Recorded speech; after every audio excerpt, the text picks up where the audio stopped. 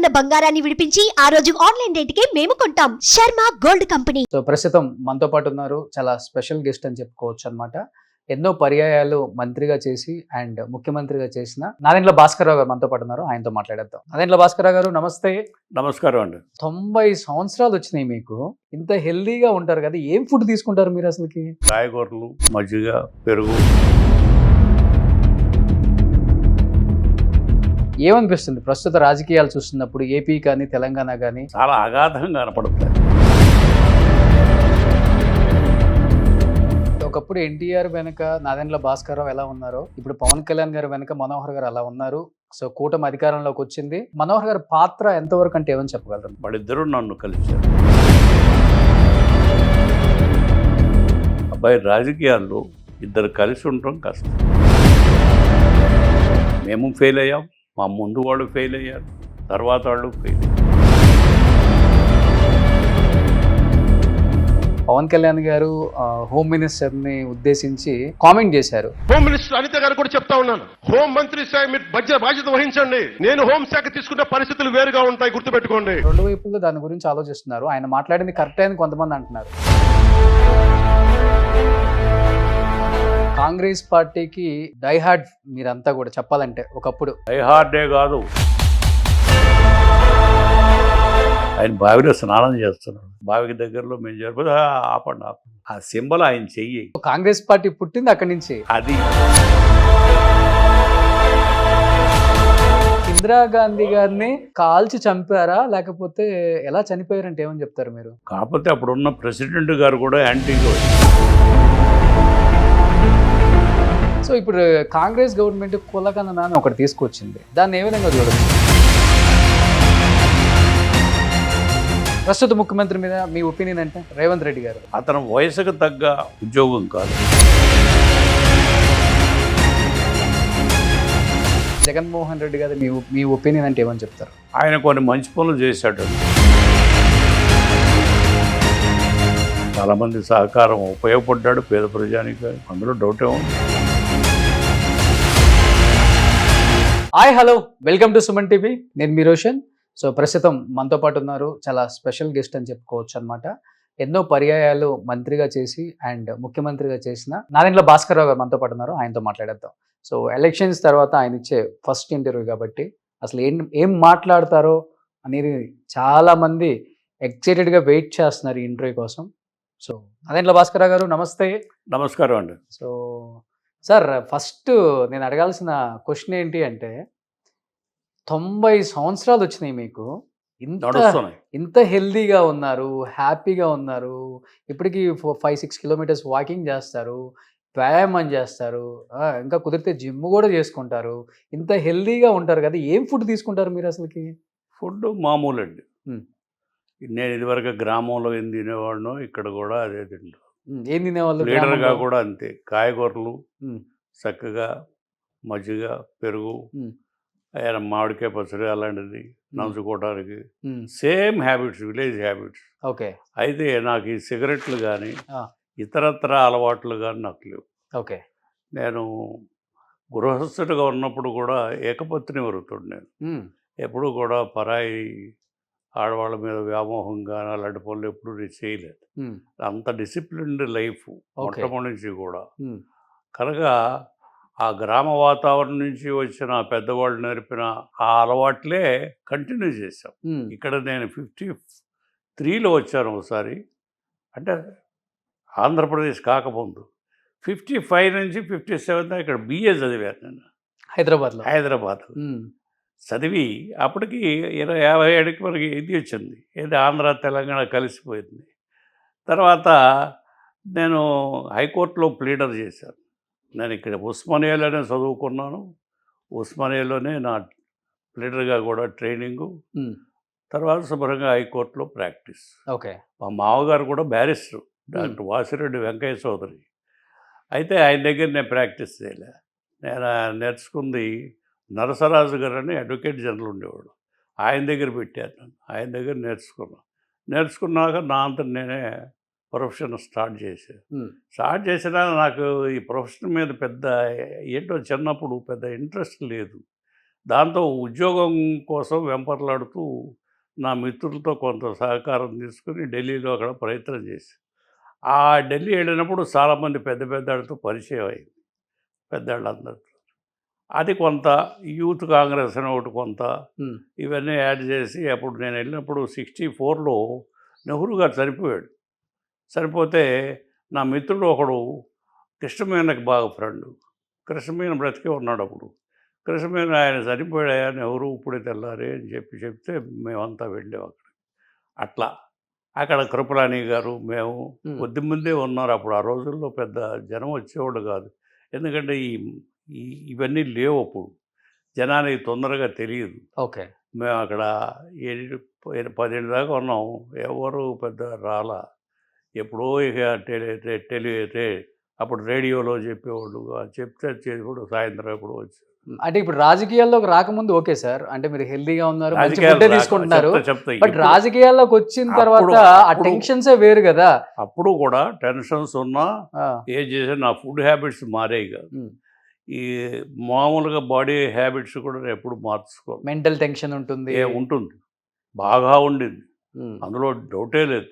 ఎన్ని అవస్థలు పెట్టారు, స్ట్రెస్, ఎమ్మెల్యేలు ఎత్తుకుపోవటం, నానా బాధపడ్డానుగా.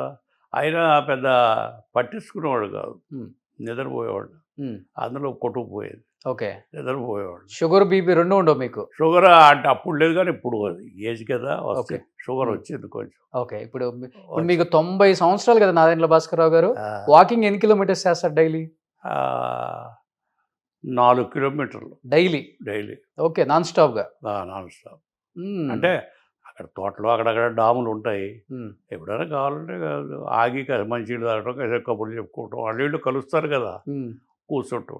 ఓకే. అందరూ మీ ఫస్ట్ కలవగానే మీ హెల్త్ సీక్రెట్ అడుగుతారు కదా? అదే సహజం.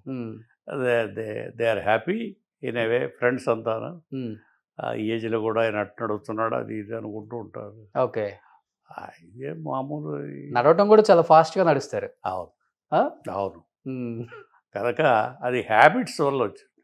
నేనేమి బాడీ వరకు నేను ఎప్పుడు పిచ్చి పనులు ఎప్పుడు చేయలేదు. ఈ మధ్య ఒక పేషెంట్ చూశాను, ఆ శిష్యుడు ఎన్ని జబ్బులో చెప్పడానికి లేదు. ఆడి దుంపదే కదా, ఈ దుంపదే కదా, ఏందిరా ఇది, ఈ జబ్బులు ఏంటిరా, నడుము పోయింది, ఇది పోయింది, హార్ట్ పోయింది, ఇంకేయో పోని డాక్టర్ని అడిగితే కష్టం సార్, మల్టిపుల్ అన్నారు. ఏమిటి ఈడు దుంపదగా ఎంగేజ్ కదా అంటే, అంతే చెప్పలేమన్నాడు, మల్టిపుల్ అన్నాడు. అంతే 1 day 2 days ఉన్నాడు, పోయాడు. నాన్ వెజ్ తింటారా మీరు? నాన్ వెజ్ చాలా తక్కువ, నెలకు 1 సారో 2 సార్లు అంతే. అది కూడా నాకు ఇష్టతగా తిన్నాం, తెప్పిస్తారు. ఎక్కువ ఆకుకూరలు తింటారు? అన్ని కూరగాయలే నాకు పెడతారు, అదే ఇష్టం నాకు. సూపర్. అంత ఫుడ్ మంచి హ్యాబిట్స్ ఉండబట్టి మీకు 90 years వచ్చినా కానీ ఇప్పటికి యంగ్గా కూరగాయలు ఫ్రిడ్జ్ లో నుంచి తీసిన యాపిల్ పండు లాగా ఉంటారు. సాంబారు ఇవి మామూలు, పెరుగు, మంచి మామిడికాయ పచ్చడి, ఆ పప్పు, అయ్యా ఆ ఊళ్ళల్లో తిన్నాయే నాకు అలవాటు. అయ్యంటే చాలా ఇష్టం. గోంగూర పచ్చడి, మామిడికాయ పచ్చడి అలాంటి. సో మీ జీన్స్ ఎవరికి వచ్చింది? మీ పిల్లలకి, మనోహర్ గారికా అంటే అబ్బాయికా? వాళ్ళ పిల్లలు ఇక్కడ సిటీలో ఇక్కడే పుట్టారు, హైదరాబాద్. వాళ్ళ జీవితం, వాళ్ళ పుట్టినప్పుడు ఎంతో ఖర్చో తెలుసా? 100 రూపాయలు. ఇప్పుడు పుట్టుక ఎంత తెలుసా? 1,00,000 మినిమం. డెలివరీకి 1,00,000. అప్పుడు 100 రూపాయలు చేసి జనానా హాస్పిటల్, ఈ హాస్పిటల్స్ ఏమి లేవు అప్పుడు. జనానా హాస్పిటల్ అని హైకోర్టు పక్కన ఉండేది. 100 రూపాయలు అన్నీ, మేము వెళ్ళటానికి రావటానికి అన్ని ఖర్చులతోనూ అట్లా. అంత చీప్ లైఫ్, హాయిగా ఉండేది హైదరాబాద్. బస్కా కిరాయి దేవు సాబ్, రిక్షా వాడిపో, బస్సులో వెళ్దా, అది కూడా హాలీ కల్దార్ అని ఉండేది. హాలీ అంటే ముస్లిం రూపాయలు, కల్దార్ అంటే మన ఇంగ్లీష్ రూపాయలు. కల్దార్ ఏమని అడిగేవాడు పాపం.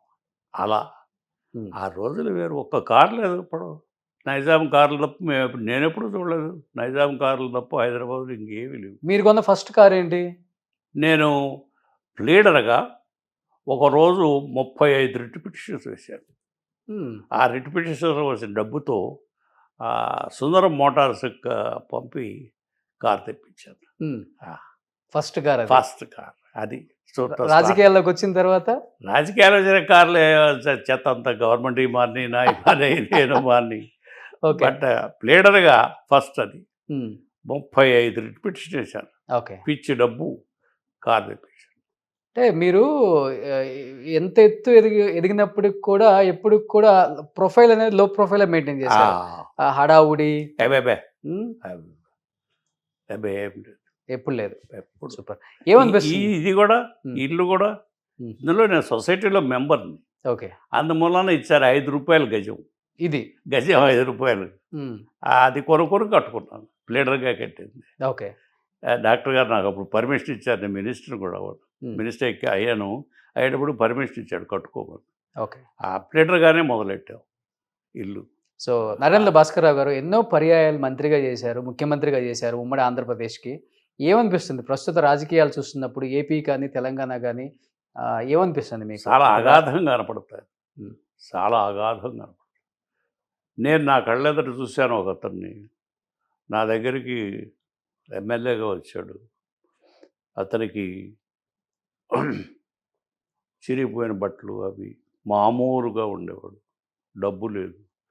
ఏదో ప్లేన్లో కూడా నేను ఎప్పుడు ప్లేన్ ఎక్కలేదన్నా. ఒకసారి ప్లేన్ ఎక్కించుకెళ్ళాను. నేను మినిస్టర్గా ఉంటే బతిమలితే ప్లేన్ ఎక్కించుకెళ్ళాను మద్రాసు.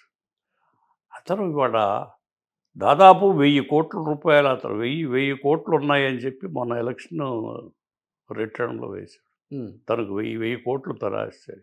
ఎట్టా వచ్చింది ఇది? నా దగ్గర ఏమీ లేవు. మీరు నమ్మపోండి. ₹1 కోటి బ్యాంకులో ఉన్నాయి నాకు. ఏమి నా ఇంటి మెయింటెనెన్స్, నా పిల్లలకి నేను మెయింటెనెన్స్ కోసం. నేనేమి పొలాలు అవి కొనలా. మా నాయన ఇచ్చిన 4 ఎకరాలే నా ఊళ్ళో అలాగే ఉంది. అంతగా తప్ప నేనేమి ఎవరిది సొమ్ము తాకటం కానీ తీసుకోవడం కానీ ఆ పిచ్చి పనులు నేను ఎప్పుడూ చేయలేదు. ఉమ్, అందుకని నా మీద 3 కమిషన్లు వేసిన కక్ష కట్టి ఒక్క జడ్జి నన్ను వేలెత్తి చూపించలేదు. చూపించకపోతే ఒక అతను వెళ్ళి జడ్జి దగ్గరికి ఏదో ఒకటి కమిషన్ వేశాం కదండి, ఏదో ఒకటి రాయకపోతే మేము ఎట్లా బతకాలా అని చెప్పి అడిగి వచ్చాడు. నా జడ్జి చెప్పాడు తర్వాత వాకింగ్లో.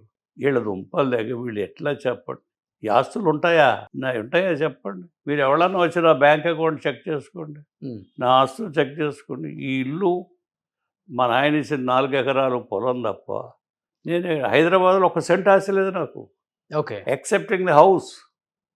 Excepting this house I have no house. అంటే మీకు పైరవీలు ఇష్టం ఉండదా చేయించడం కానీ? డబ్బు అది తీసుకోను నేను. ఎవరిని డబ్బు అడగటం తీసుకోవడం అలాంటి పని నేను ఎప్పుడు చేయలే.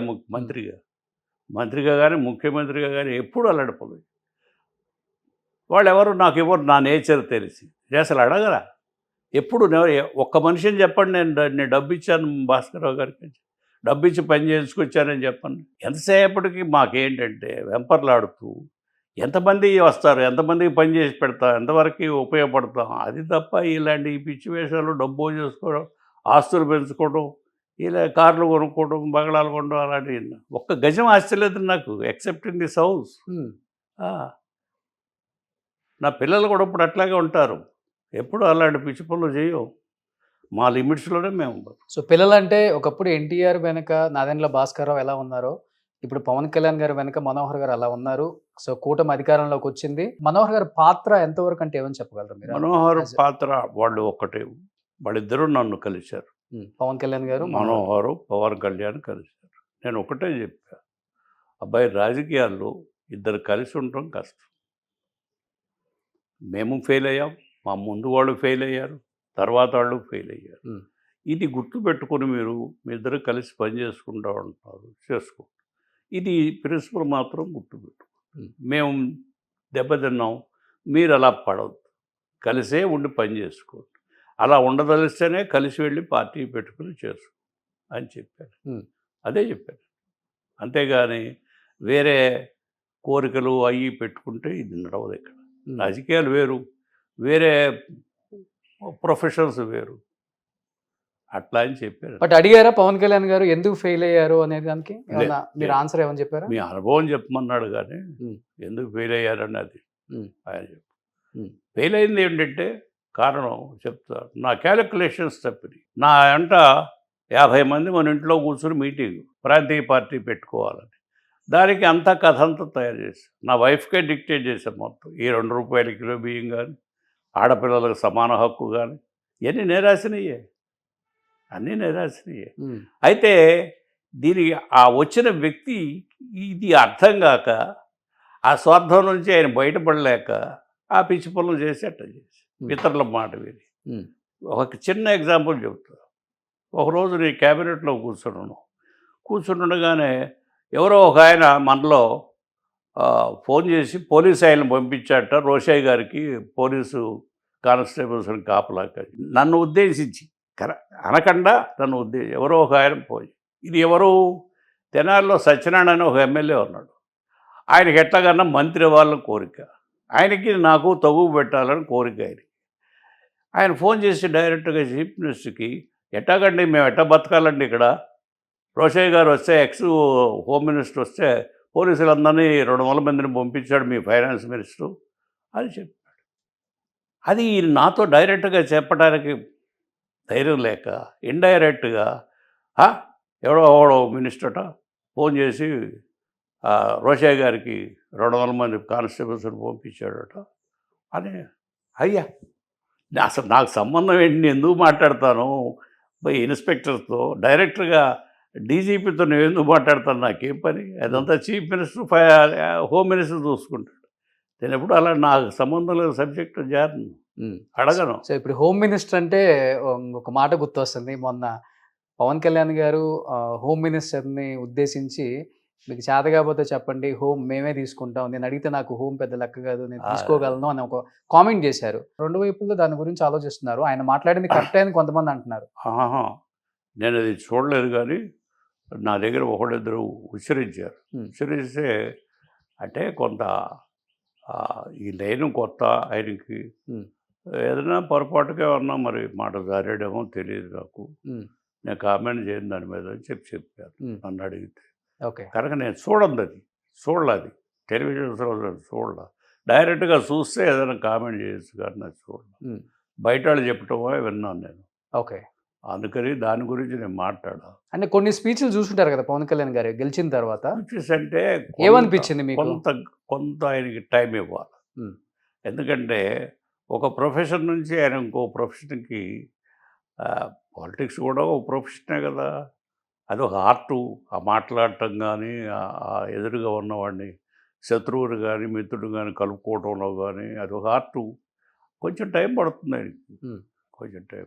సో బట్ మనోహర్ గారు తీసుకుంటారా సజెషన్స్ మీ దగ్గర? మనోహర్ అప్పటికే స్పీకర్గా చాలా రాణించాడుగా. రాణించారు, బట్ తెనాలంటే కంచుకోట మీకు, మీరు కూడా అక్కడి నుంచి ఇంతకు ముందు గెలిచారు కాబట్టి ఎమ్మెల్యేనే. ఏమన్నా సజెషన్స్ తీసుకుంటారా నాన్న దగ్గర నుంచి? ఇన్ని పర్యాయాలు మంత్రిగా ఎమ్మెల్యే నేను విజయవాడ, ఫస్ట్ ఎమ్మెల్యే నేను విజయవాడ. చెన్నారెడ్డి గారు ఛాలెంజ్ చేసి పెట్టాడు, కండువా వేసుకున్నాడు, ఎవడు రాలేదురా మన పార్టీకి, చూద్దాం వీళ్ళ సంగతి అని చెప్పి నన్ను అక్కడే నుంచోమన్నాడు. తెనాలి పోతానంటే కాదు, నా బెజవాడ నుంచోమని నుంచోబెట్టాడు, గెలిచి వచ్చాను, మినిస్టర్ పెట్టాడు. అట్లా రాజకీయాలంతా రాజస్వంతో నడిపాం, కానీ ఈ కింద పాకులాడే వ్యవహారం ఎప్పుడు చేయలే. కాంగ్రెస్ పార్టీకి డైహార్డ్ మీరంతా కూడా చెప్పాలంటే, ఒకప్పుడు కాంగ్రెస్ పార్టీని ఇక్కడ డైహార్డే కాదు, నీకు మనవి చేస్తా, చెన్నారెడ్డి గారు, స్వర్గీయ డాక్టర్ రెడ్డి గారు గవర్నర్గా రిజైన్ చేసి వచ్చి నేను లీడర్గా, ఇంకో లీడరు నేను ఆయన చూడటానికి వెళ్ళాను.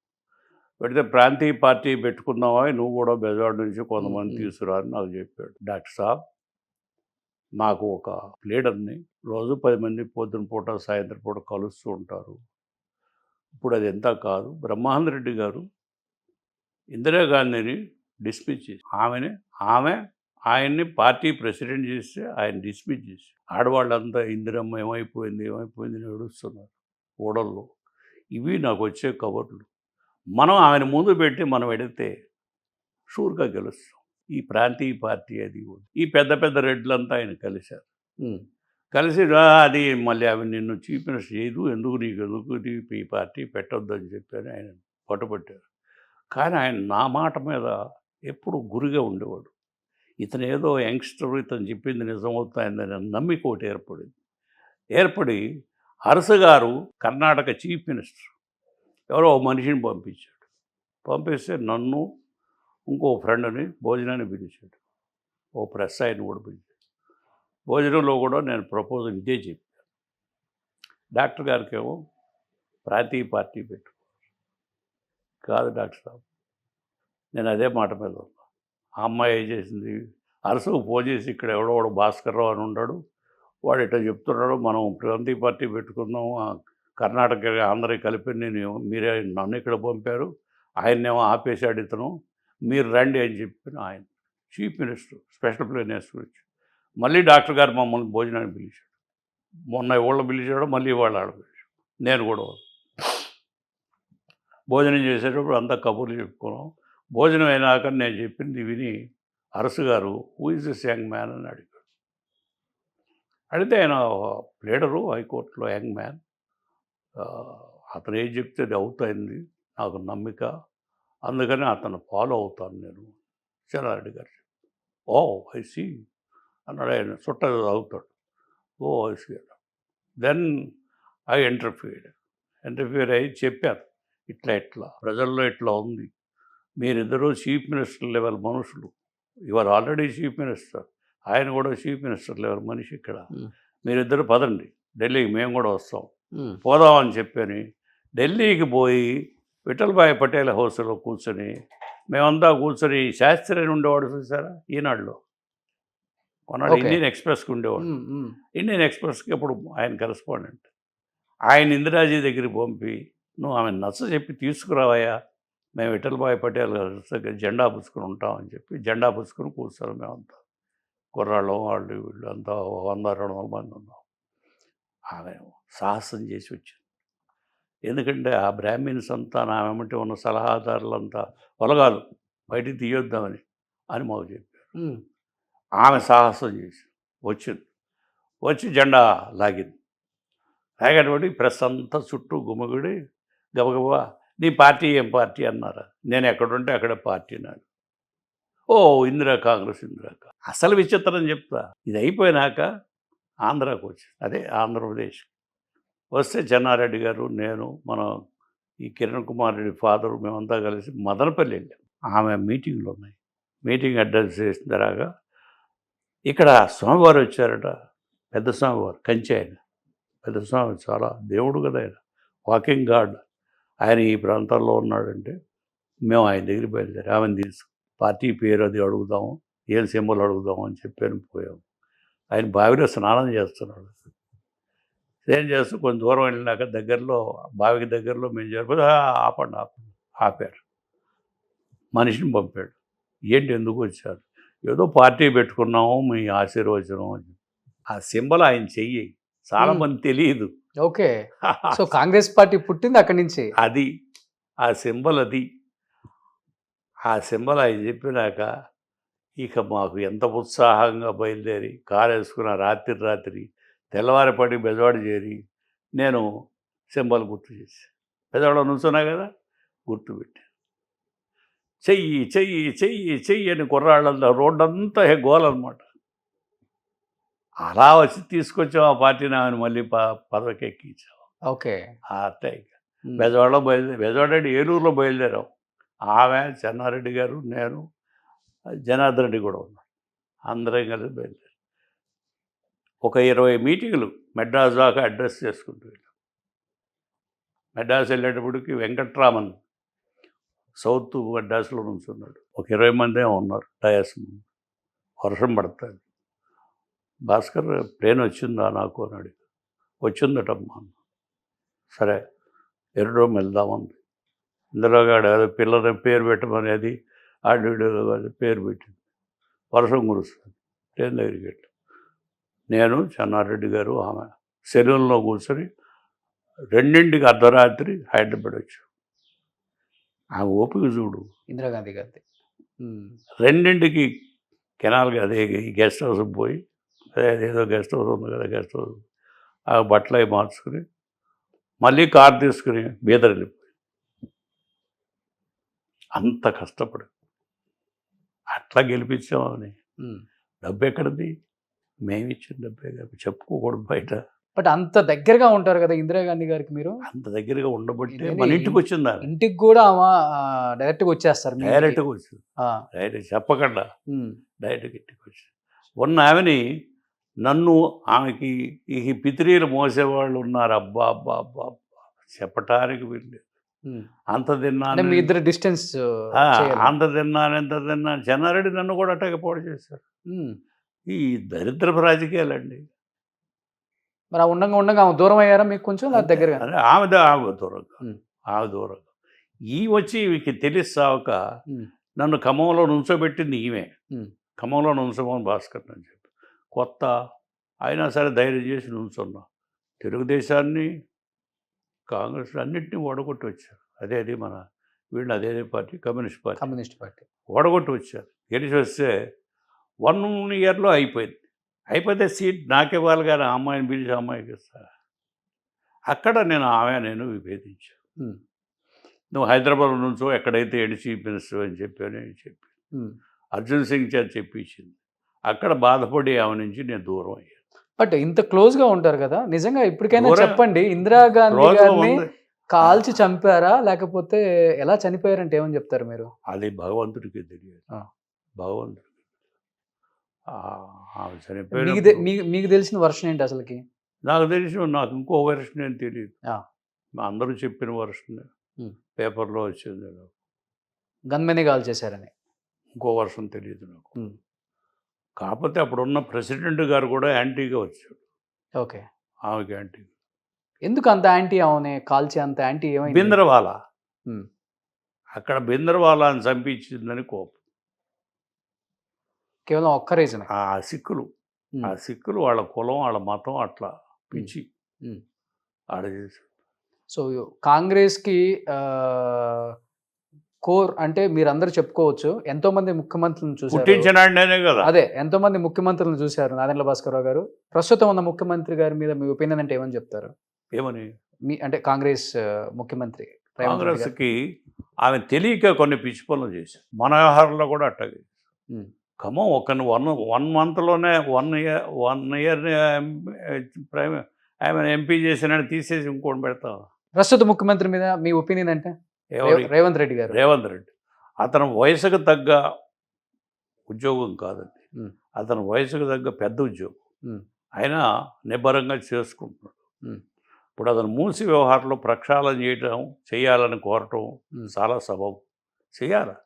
ఆ మురుక్కాలం ఎన్నాడని పెట్టుకుంటాం ఈ సిటీలో, దాన్ని క్లీన్ చేయాలని ప్రయత్నం చేస్తున్నాడు. అయితే ఆ పేదవాళ్ళకు కూడా ఏదన్నా పక్కన ఎక్కడన్నా చూపించటమో సర్దటమో, వాడికి ఒక ఇల్లుది గుడిసెలు ప్రతి చోట ఉన్నాయి. అమెరికాలో కూడా ఉన్నాయి రోడ్ల మీద గుడిసెలు చూస్తున్నాం. మీ టెలివిజన్స్లో అమెరికాలో గుడిసెలు చూస్తున్నాం. ఓ స్వర్గం అది ఇది అని చెప్తారు కదా అమెరికా. రోడ్ల మీద గుడిసెలు ఉన్నాయి వాళ్ళకి ఇల్లు లేక. అలాగే మూసీ చుట్టూ కూడా పేదవాళ్ళ పాపం ఇక్కడ ఏదో ఎవరో 10 రూపాయలు ఇస్తారని కష్టపడదామని చెప్పి ఇక్కడ సిటీకి వస్తారు. వాళ్ళు నిలవడానికి నీడ ఉండదు, అక్కడెక్కడో పక్కన వేసుకుంటారు గుడిసె. అది పీకేస్తే వాళ్ళు లబోదీపమని ఏడుస్తారు. సహజం అది. వాళ్ళకి ఏదైనా ఆల్టర్నేటివ్గా చూపించి తీయాలి. ఆ మూసీ మాత్రం బాగు చేయాలి. అతను కరెక్ట్ అయ్యి సపోర్టివ్. ఓకే, బాగా చేస్తున్నాడు.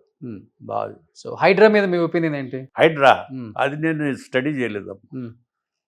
కూల్చివేతల మీద, సిటీలో ఉన్న అక్రమ కూల్చివేతల మీద నేను స్టడీ చేయలేదు అసలు. అదేంటి, ఎందుకు పెట్టారో, ఎందుకు వచ్చిందో, ఎక్కడి నుంచి వచ్చిందో, పేరే నాకు కొత్తగా ఉంది.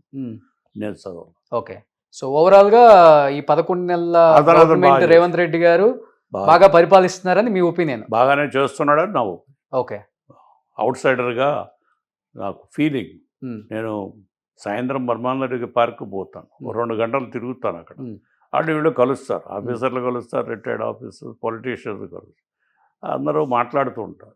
కనుక నేను ఎక్కడ పలకరించినా కూడా మంచి అభిప్రాయమే ఉంది. అది సో వయసుకు తగ్గ జాబ్ కాకపోయినా కానీ బాగా చేస్తున్నారని మీ ఫీలింగ్? అది. ఓకే, ఎందుకు వ్యతిరేకత ఎక్కువ వస్తుంది మిగతా పార్టీల నుంచి రేవంత్ రెడ్డి గారి మీద? రకరకాల కోరికలు ఉంటాయి, రకరకాల కోరికలు ఉంటాయి వాళ్ళకి. పార్టీ స్టాండ్ ఉంటుంది.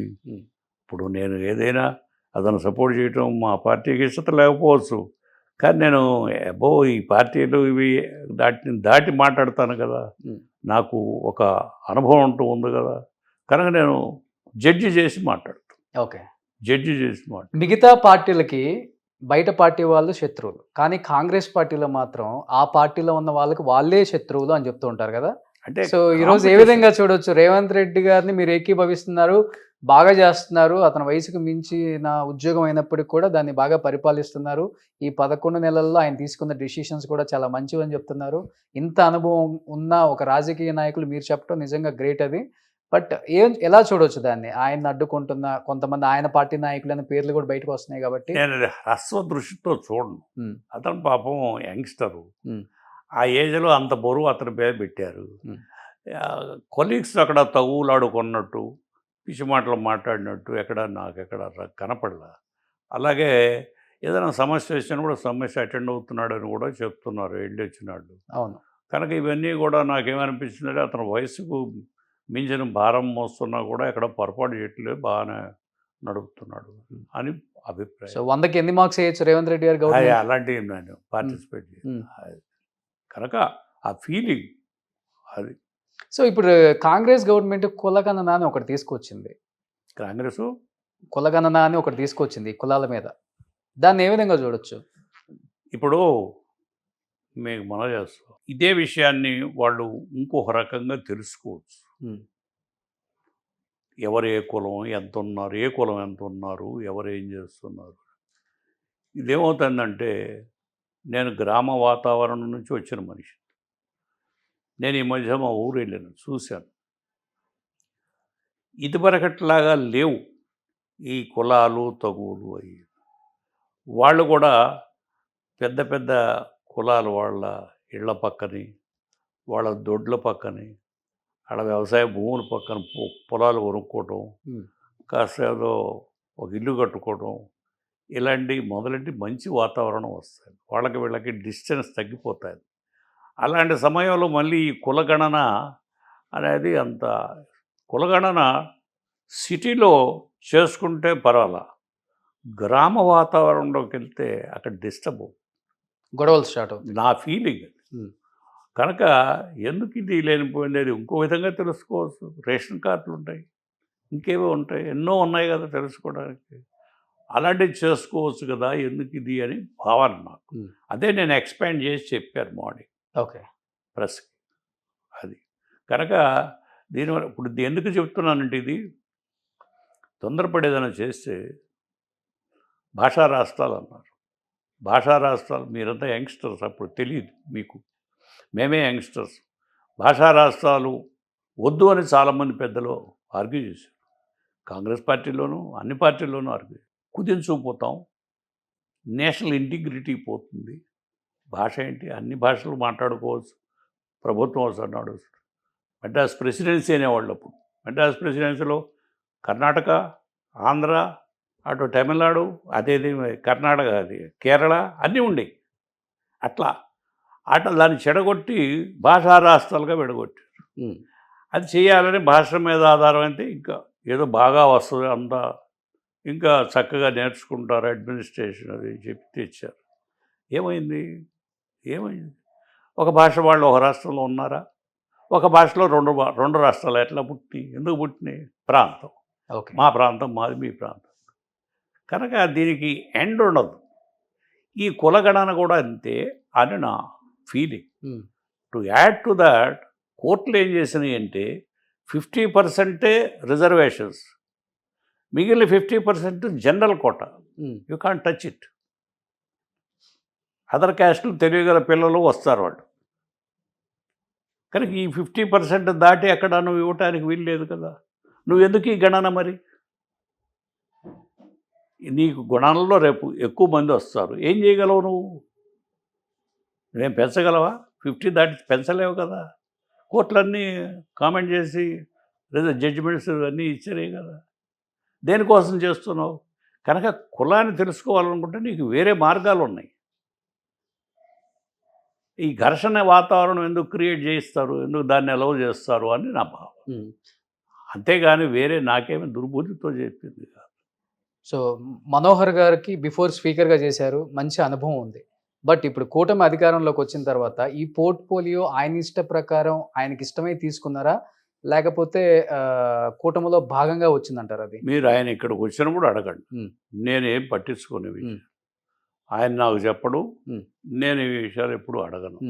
కనుక మీరు ఆయన వచ్చినప్పుడు విజిట్ చేస్తున్నారా ఇప్పుడు అన్ని ఆయన ఆయన రైస్ మిల్స్ కానీ ఆ విజిట్స్ అయ్యి అన్ని ఎలా అనిపించింది విజిట్ చూసినప్పుడు అన్నీ కూడా మీరు ఏం కామెంట్ ఆ, చేసుకుంటారు అంటే మీకు ఎలా అనిపించింది యాజ్ ఎ ఫాదర్ గా? అది నాకు మాకైతే చాలా పాజిటివ్ గా అనిపించింది. పాజిటివ్గా ఉండొచ్చు. అయితే ఇలాంటివి చాలా కేర్ఫుల్గా ఉండాలి. ఉమ్, ఎందుకంటే కారణం పై అధికారి చీఫ్ మినిస్టర్ కదా, చీఫ్ మినిస్టర్ పర్మిషన్తో చెయ్యాలి ఇలాంటివి. ఉమ్, మరి అది అలాంటివి చేస్తున్నారో లేదో మనకు తెలియదు. ఓకే. కనుక స్పీకర్గా రాణించాడు. స్పీకర్గా నాకు కూడా తెలియని విషయాలు చక్కగా డయాస్ మీద చెప్పి మంచి పేరు తెచ్చుకున్నాడు. ఉమ్, కనుక అది అక్కడికి అది దీని వ్యవహారం నేను ఎప్పుడు అతను ఎలక్షన్స్కి వెళ్ళటం కానీ క్యాన్వాస్ చేయటం కానీ నా తెనాలి నేను చెప్పి నా తెనాలి మా ఇంటికి పోయి కూర్చోవడం కానీ ఏమీ లేదు. నేను ఆయనే చేసుకున్నాడు, ఆయనే గెలిచాడు. ఇప్పుడు 3-4 సార్లు గెలిచాడు తెనాలిలో. ఉమ్, కనుక అది మీరు ఆయన వచ్చినప్పుడు ఆయన భావాలు అవి మీరు ఎగ్జామిన్ చేయండి, తెలుసుకోండి. ఓకే. సో మీ తెనాలి నుంచి తీసుకుంటారు కదా ఫీడ్బ్యాక్, ఎలా ఉంది ఏంటి ఆ, అసలుకి? నేను- ఏం తీసుకోరు మీరు? పట్టించుకో, ఓకే. మనకెందుకు. ఉమ్, అతను చక్కగా 60 దాటాడు, 60 వచ్చినా ఇప్పుడు. ఉమ్. కనుక అతను చేసుకుంటాడు, మనం ఎందుకు వేలు పెట్టాం అందులో. సో ఓవరాల్ గా కూటమి అయితే సక్సెస్ఫుల్ గా ముందుకు వెళ్తుంది అనే భావన అయితే మీకుందా? వెళ్ళాలి, ఉమ్, అందరూ కలిసిమెలిసి వెళ్ళాలి. మరి ఉమ్, కష్టపడ్డారు, జనం కావాలని ఓట్లు వేశారు, ఉమ్. వాళ్ళ కోరికలు తీర్చాలి కదా. ఆ డైరెక్షన్లోనే నడవాలి ప్రభుత్వాలు. మరి అది నడుస్తాయిందా లేదా ఏమిటి అనేది వాళ్ళని అడిగి తెలుసుకోవాలి, నన్ను కాదు. సో లాస్ట్ అండ్ ఫైనల్ గా చెప్పండి, జగన్మోహన్ రెడ్డి గారు మీ ఒపీనియన్ అంటే ఏమని చెప్తారు? ఆయన కొన్ని మంచి పనులు చేశాడండి, ఉమ్. నా అభిప్రాయం. కొన్ని మంచి పనులు చేశాడు, పేద ప్రజలకి దగ్గర అయ్యాడు, నో డౌట్ అబౌట్ ఇట్. ఉమ్, అయితే మరి అతనికి ఎందుకు ఇది జరిగిందో ఏమిటో నాకు బివిల్డరింగ్. ఇది సాఫీగా ఎలక్షన్స్ జరిగి వచ్చినాయా, ఏమైనా గోల్మాల్ జరిగినాయా అని అందరూ వచ్చి చెప్తూ ఉంటారు నా దగ్గర. ఉమ్, అది మనకి ఎడ తెలుస్తుందయ్యా, అది ఎట జరుగుతుంది. నేను ఉన్నప్పుడు కూడా నా డబ్బాలు అసలు ఒక ఓటు లేకుండా డబ్బాలు తెచ్చారు, ఎక్కడి నుంచి తెచ్చారంటే ఏదో గోల్మాల్ చేశారని అనుకుంటాం కదా. ఓకే. కనుక ఏమి మనకు అర్థం కాదు. ఇది అది అర్థం కాకుండా ఉండే తమాషా ఏదన్నా ఉందేమో చేస్తున్నారేమో మనకు తెలియదు. మరి ఉమ్, మనకేం తెలుసు దాని గురించి కామెంట్ చేయటం, మనకు తెలియని దాని గురించి కామెంట్ చేయటం. ఓకే. సో మీకైతే ఆయన పాలసీలు కొన్ని నచ్చాయి ఆయా యాజ్ ఎ ముఖ్యమంత్రిగా ఉన్నప్పుడు? ఉమ్, కొన్ని మంచిగా చాలామంది సహకారం ఉపయోగపడ్డాడు పేద ప్రజానికి, ఉమ్, చదువుకునే పిల్లలకి, వాళ్ళకి ఉమ్, కొన్ని మంచి పనులు చేశాడు, అందులో డౌట్ ఏముంది. ఓకే. సో రాజశేఖర రెడ్డి గారిని చూశారు, కొడుకుని కూడా చూశారు కాబట్టి మీరు డైరెక్ట్గా కాకపోయినా ఇండైరెక్ట్గా వినటం లేదా టీవీలో చూడటం, ఆయనలో ఉన్న క్వాలిటీస్ మీకు ఏది బాగా అనిపించింది జగన్లో? ఇద్దరు కూడా నాకు బాగానే ఉన్నారు, అదేం లేదు. ఉమ్, ఇద్దరు కూడా రాజశేఖర రెడ్డి గారు కొంచెం ఇంకా మొండితనంగా ఉండేవాడు. అయితే అతను కూడా సర్దుకునేవాడు, లాస్ట్లో మినిస్టర్ అయినాక కొంత సర్దుకునేవాడు. ఆ కాంగ్రెస్ ఐ పార్టీలో రావడానికి నన్ను చాలాసార్లు కలిశాడు. ఉమ్, చెన్నారెడ్డి గారికి ఇష్టత లేదు, అందువలన ఆపోజిట్ అదే డైరెక్ట్గా పోయి ఇందిరాగాంధీ గారి మేనత్తను ఎవరిని పట్టుకుని అందులో చేరాడు, ఉమ్, వెంకటరామరెడ్డి ద్వారా. దాంతో చెన్నారెడ్డి గారి కోపం వచ్చి వెంకటరామరెడ్డిని కోపడ్డాడు. అడగా అదో పాలిటిక్స్. కనుక అట్లా వచ్చాడు. ఉమ్, ఏదో వచ్చినా అతను కూడా రైతులకి, కూలీలకి ఉపయోగపడాలని తాహతాపడ్డ మనుషులే. ఈ మిగిలిన విషయాల్లో మనం ఉమ్. సో ఇప్పుడు మీరు యాక్టివ్గా ఉన్నారా పాలిటిక్స్లో భాస్కర్రావు గారు? ఉన్నానో లేదో మీరు చెప్పాలి. ఉమ్. అది మీరు సో చెప్పాలి. మీరు యాక్టివ్గా ఉన్నారు మరి ఇక్కడ. సో యాక్టివ్గా మీరు పాలిటిక్స్లో అంటే బీజేపీలో ఉన్నారు కాబట్టి ప్రస్తుతం. అంటే పదవిలో ఉంటేనే యాక్టివ్ అని అనుకుంటే దానికి ఆన్సర్ లేదు. ఆ, పదవులు వస్తుంటాయి, పోతుంటాయి. పదవులతోనే కాదు కదా. అన్ని పదవులు మీరు అన్ని చూసిందే. ఇంకా చూడండి పదవి ఏముంటుంది, ఒక పార్టీలు కూడా పెట్టాం కదా. అయితే ఇక్కడ ఏంటంటే నేను చెప్పింది ఒకటే, మనం భాషా రాష్ట్రాలు పెట్టి పెద్ద సాధించలేదు. మేమంతా పిచ్చి పని చేసి ప్రాంతీయ పార్టీలు పెట్టి పెద్ద సాధించింది లేదు. ప్రాంతీయ పార్టీలో విదిన్ దట్ ప్రాంతీయ పార్టీలు వస్తున్నాయి. కనుక ఇది కులగణన అనేది కూడా అంత హైకోర్టు, సుప్రీంకోర్టు అలాంటి కోర్టులే 50% అటు 50% అని ఇచ్చినాక చేసి మాత్రం ఉపయోగం ఉంది. ఉమ్, ఆడల్లో ఏదైనా తగులు పెట్టానే తప్ప ఉమ్, అలాంటి మనం పెద్దవాళ్ళం పట్టించుకోండి ఉంటే మంచిది, ఓకే. అలాంటివి చేయకూడదు అని నా అభిప్రాయం. అంతేగాని నాకు ఎవరి మీద వ్యతిరేకంగా ఈ స్టేట్మెంట్ ఇవ్వటం లేదు ఓకే. అని చెప్పి నేను కంక్లూడ్ చేశాను. Okay. So thank you so much Bhaskar garu. Thank you. Suman టీవీలో మీ పర్సనల్ అండ్ బిజినెస్ ప్రమోషన్స్ కోసం కింది నెంబర్కి కాంటాక్ట్ చేయండి.